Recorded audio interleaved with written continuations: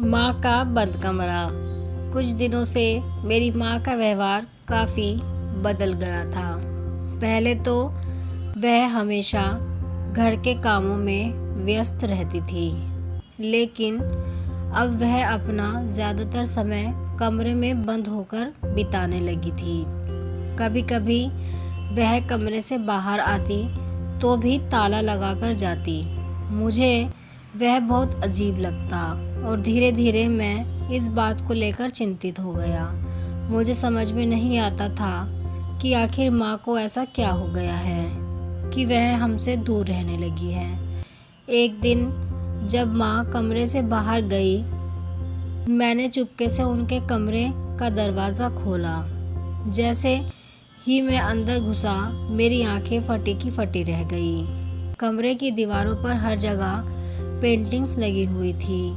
कई रंगों के चित्र थे, कुछ फूलों के, कुछ प्राकृतिक दृश्य और कुछ तो ऐसे थे जो सिर्फ माँ की भावनाओं और सोच को ही प्रकट करते थे। मुझे याद आया कि मेरी माँ हमेशा से शांति और सौंदर्य की ओर आकर्षित होती थी, लेकिन मैंने कभी नहीं सोचा था कि वह इस कला के क्षेत्र में इतनी गहरी रुचि रखती होगी।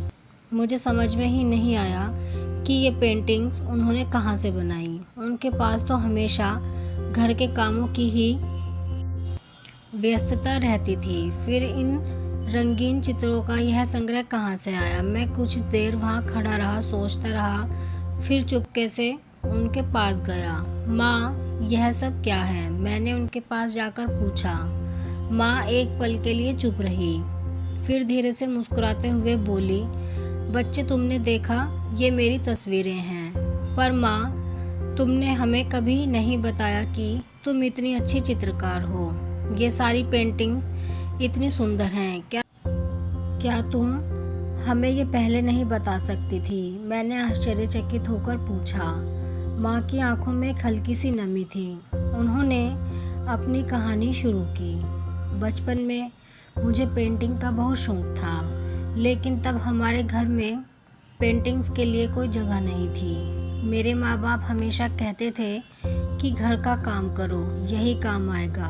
मेरी ज़िंदगी का उद्देश्य हमेशा यही था कि घर को साफ सुथरा और परिवार की देखभाल करूं। फिर शादी हुई तो ससुराल की जिम्मेदारी और बच्चों की देखभाल में ही इतना समय निकल गया कि कभी अपनी कला के लिए ही नहीं समय मिल पाया।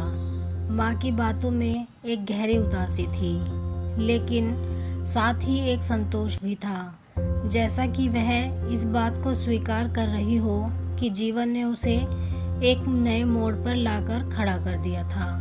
वह आगे बोली, जब तुम बड़े हो गए और अपनी ज़िंदगी में व्यस्त हो गए, तो मुझे लगा कि अब मुझे अपनी रुचियों को फिर से जीने का समय मिल गया है।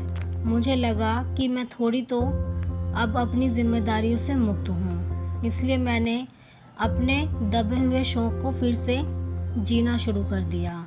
मैंने हमेशा से सोचा था कि, और मुझे विश्वास भी था कि एक दिन मैं यह सब बिना किसी डर के कर सकूंगी।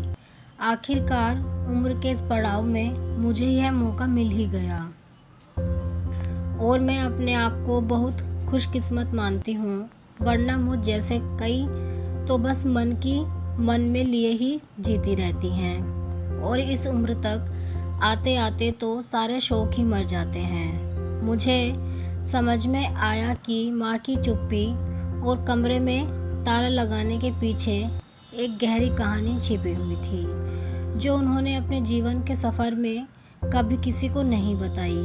मुझे यह समझ आया कि माँ को अपनी इस कला को जिम्मेदारी के बोझ तले दबाना पड़ा और साथ ही यह भी सिखाया कि अपना कर्तव्य किस तरह से निभाया जाता है।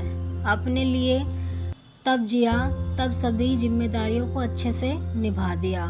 माँ ने मुझे यह भी सिखाया कि उम्र कभी भी किसी शौक को पूरा करने में रुकावट नहीं बनती और हर इंसान को अपनी आंतरिक अभिव्यक्ति के लिए कुछ समय देना चाहिए। माँ की पेंटिंग्स अब मेरे लिए सिर्फ रंगों और चित्रों की पेंटिंग्स नहीं है, बल्कि एक प्रेरणा है कि जीवन में कभी भी कुछ नया कार्य किया जा सकता है। आप कमेंट में ज़रूर बताएं कि आपको ये कहानी कैसी लगी है। अगर आपको कहानी पसंद आई है तो वीडियो को लाइक करें, शेयर करें और चैनल को सब्सक्राइब करें ऐसी ही कहानियों के लिए।